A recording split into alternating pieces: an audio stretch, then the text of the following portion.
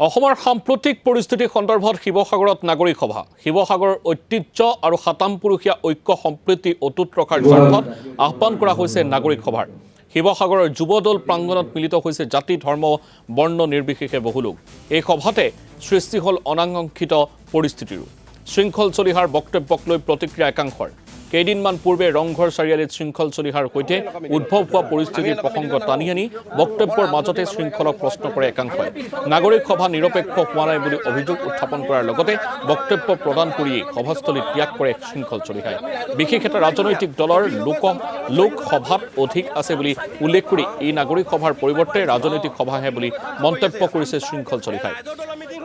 আৰু পৰৱৰ্তী সময়ত আমি নাগৰিক সভা পাতিম আৰু শিৱসাগৰৰ জ্যেষ্ঠ নাগৰিকে নেতৃত্ব ল'ব বুলি উজাৰিলে শৃংখল চলিহাই ইফালে শৃংখল চলিহাই সভা ত্যাগৰ পিছতেই অভিযোগ অস্বীকাৰ কৰিছে উদ্যোক্তাই সভাত কোনো ধৰণৰ ধৰ্মীয় শ্লোগান দিয়া হোৱা নাছিল বুলি মন্তব্য কৰিছে শিৱসাগৰৰ জ্যেষ্ঠ সাংবাদিক অনন্ত স্মিথে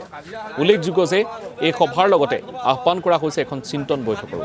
অসমৰ থলুৱা খিলঞ্জীয়াৰ সুৰক্ষিত ভৱিষ্যতৰ স্বাৰ্থত জাতীয় জনগোষ্ঠীয় সংগঠনৰ দায়িত্ব কৰ্তব্য আৰু ভৱিষ্যতৰ কৰ্মপন্থা সন্দৰ্ভত আলোচনাৰ বাবে আহ্বান জনোৱা হৈছে চিন্তন বৈঠকৰ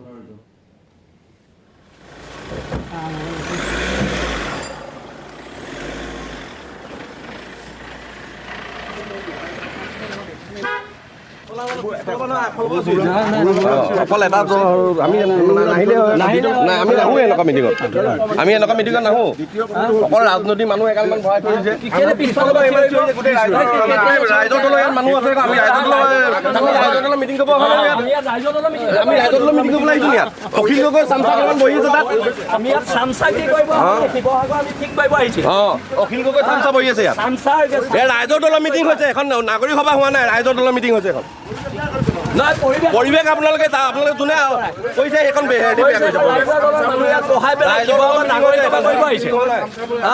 চামচাগিৰি আমি নকৰো বৈ বৈ তাতে চামচাগিৰি কৰিবলৈ আহিছে এগালমান বহাই থব আকৌ পাতিবই নালাগে মিটিং পাতিব লাগিছিলে অখিল গগৈ সভাপতিত্ব দিব লাগিছিলে এখন অখিল গগৈক তাত সভাপতিত্ব দিব লাগিছিলে এতিয়া কথা বতৰাবোৰ এনেকুৱা চলিছে যে শিৱসাগৰত সাম্প্ৰদায়িক সংঘৰ্ষ লগোৱা মানুহটোৰ নাম শৃংখল চলিহা মই ৰমু চলিহাৰ ল'ৰা মই ইয়াত সাম্প্ৰদায়িক সংঘৰ্ষ হ'ব নিদিওঁ সেইটো কথা মনত ৰখা উচিত আপোনালোকে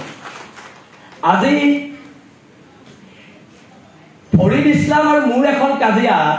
ৰংঘৰ চাৰিআলিৰ সকলো মানুহ ওলাই আহি সম্প্ৰীতি নিদৰ্শন দিয়া নাই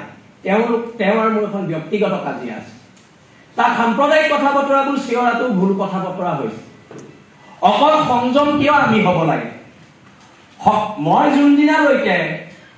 হিন্দু বাংলাদেশীৰ বিৰোধ কৰি আছিলো যোনদিনালৈকে মই অনা অসমীয়া শ্ৰেণীটোৰ বিৰোধ কৰি ৰাজপথত আন্দোলন কৰি আছিলো শৃংখল তেতিয়া প্ৰচণ্ড জাতীয়তাবাদী ল'ৰা